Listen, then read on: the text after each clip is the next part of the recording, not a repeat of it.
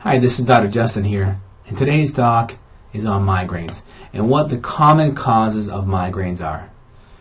Well, again, the conventional treatment for migraines are going to be something along the lines of an NSAID, an ibuprofen, or Tylenol, or even something like an Imitrex. And just to note, ibuprofen kills 20,000 people a year taken correctly, according to the New England Journal of Medicine in 1999. So we really want to avoid using medications that are potentially dangerous, and we always want to address the underlying cause of what's causing our health challenges. So one of the first causes I see with migraine health really is nutritional deficiencies. So we have patients that may be taking a good supplement and may be eating good food and still may be in that category. And why that may be? Well, if we're having gut inflammation, whether it be due to a food allergen or an infection, our body's ability to absorb nutrition is significantly impaired. So think of these fingers right here as like the finger-like projections in your small intestine called the microvilli. These are like the vacuum cleaners that suck up nutrition. So we may have calcium being sucked up, or vitamin C, or iron, or magnesium. Each one of these villi has a job of sucking up nutrition.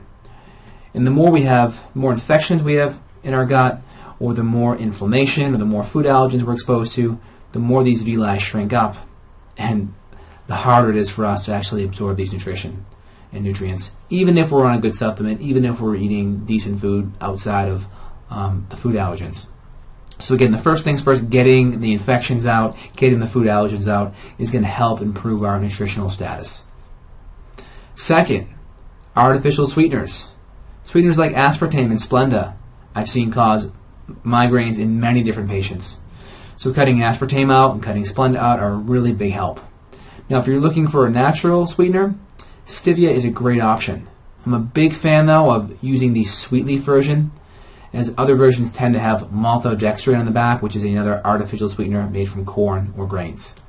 That's a little tidbit there for you.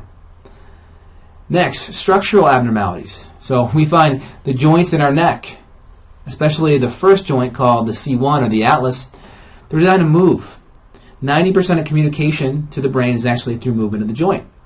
So if we have a vertebrae here and a vertebrae here in our neck, and they're stuck or they aren't moving properly, or maybe they're even misaligned, we're going to get poor communication up to the brain, and this may even cause an abnormality in our posture that creates tension up the neck, which refers pain in and around the head that may feel like a migraine.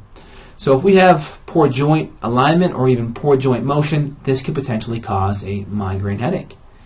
Seeing a good chiropractor, a good upper cervical chiropractor, or someone who's specialized in basically assessing and figuring out what joint is stuck and fixing it, that'd be a good solution to the problem. But not all migraines are caused by a structural issue. Next, hormonal imbalances or blood sugar. So again, if our blood sugar is going up and down throughout the day because we're going too long between meals, or we're eating too much refined sugar or junk, that's going to put a lot of stress on our adrenals, and we're going to have to make excessive cortisol and adrenaline to help balance blood sugar out. Now, that also contributes to hormone imbalance as well. So we find, having run many hormone cycle tests throughout the month, estrogen ebbs and flows throughout the cycle. All right? It's high in the first half of the cycle, and it tends to drop in the second half of the cycle. So when we look at a hormone test, if we see up and down spikes of estrogen, that tends to correlate to symptoms of migraine headaches. So balancing out someone's blood sugar and hormones with plant-based natural programs and diet and lifestyle can actually help fix migraine headaches in many females. And many females may know too, it happens at certain time throughout the month, maybe just before ovulation or just before menstruation, or maybe right after menstruation. There's usually that consistent time that happens.